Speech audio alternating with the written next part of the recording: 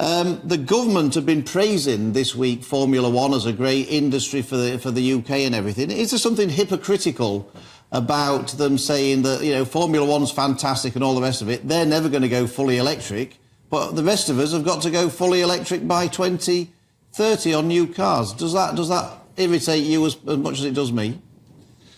It infuriates me as a motoring journalist, as a used car dealer, Phil and Esther. I think we're being punished, and this stems from 2019. And a colleague of yours, the former Prime Minister Boris Johnson, had a rush of blood, and he brought forward the alignment with the European Union. I don't know whether it was some sort of Brexit dividend that he considered it to be, but he brought forward the ban of petroleum and diesel cars, petrol and diesel cars, from 2035, which is the rest of the European Union, to 2030. Now, the Formula One story is really interesting because I think this is indicative, really, of how overwhelmingly the general public feel about this crazy ban of petrol and diesel cars, including hybrid cars, which, if you like, are the best of both worlds. And on the screen now, we see exciting imagery of Formula One cars doing 180, 190 miles an hour. I've been to a Formula One Grand Prix, and it's the noise, really, that you first recognise. So you hear the screaming of the engines before you even get into your seats, and then it's a visual experience. Now, the electric racing experience is completely devoid of any of the audible excitement. So hypocritically, I guess it is. You know, why one rule for something which is such a worldwide phenomenon, and one rule for the average pleb on the streets like yourself and myself and my customers? But you're seeing people now realising the cost, realising the implication of electric cars. Here, front page of the Mail today, London might have 2,196 public charging points, but that outnumbers the 1,593 in Liverpool, Manchester, Newcastle, Leeds, Sheffield, Birmingham together. So the impracticalities of electric cars for everybody. And Germany now is pushing back, a big motor industry of Germany, and they're saying it just isn't going to work.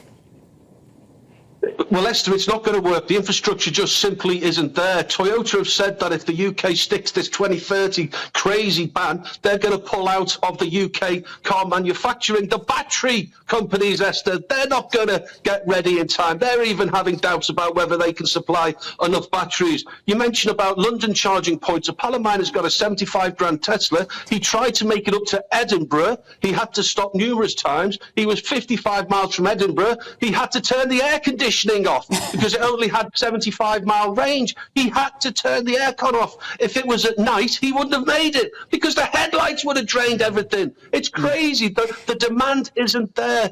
In my humble opinion, Rishi Sunak, right, his nemesis Boris Johnson did this. Rishi Sunak, he should put his finger on the pulse of the nation. And like Sir Ian Duncan-Smith said, he said that it's bordering on a religious ideology. This virtue signalling that we need to do things before the rest of the European Union. It's madness. If you can't have your air conditioning on the hottest day of the year in an electric car, I think that sums it all up. Or the heating on a cold day. Yeah, exactly. Exactly. I jumped in a cab in London, and it was an electric cab, and the fella's petrified at night if it rains because he wants the winter wipers on. I mean, honestly, you talk about worries about it raining at night. And imagine if it's a hot night and it's raining. He can't have the aircon on. You talk about virtue signalling, Danny. What about Lewis Hamilton? He says that he supports the Just Stop Oil protesters and what they're doing, and of course, yeah, he's still actually, you know, not only is he sticking in Formula One, which has said it's never going to go fully electric, it's going to stick to presumably petrol and diesel for the foreseeable future, and uses a private jet to fly around the world to get to the Grand Prix. So I mean, that's got to take some beating for a bit of virtue signalling and hypocrisy, hasn't it? He nearly knocked his camera over then. He was that shocked. From the average man and woman on the street, it's just a visible hypocrisy. It stinks.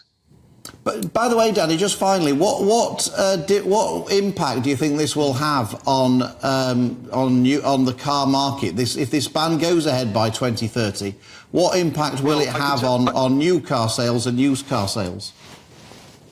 Okay, here's my prediction, and it's based on reality, and it's based on the old tenet of supply and demand. If you can't get new petrol and diesel cars, there will be a rush for nearly new petrol and diesel cars. So at midnight on the 30th of December, 2029, just going into the new year, believe me, there'll be a rush of people at car dealerships trying to secure the very final few petrol and diesel cars, and the used car prices are going to go through the roof, astronomically, because you can't get a new one. You are backed into a corner where you will have to give a car dealer like me a healthy fat premium, because I'm one of the few fellas with the petrol and the diesel used car for sale. Danny will be getting extra staff starting now for that night. He's already putting requests out for extra staff. Danny, thank you very much indeed for joining us today with a bit of common sense there.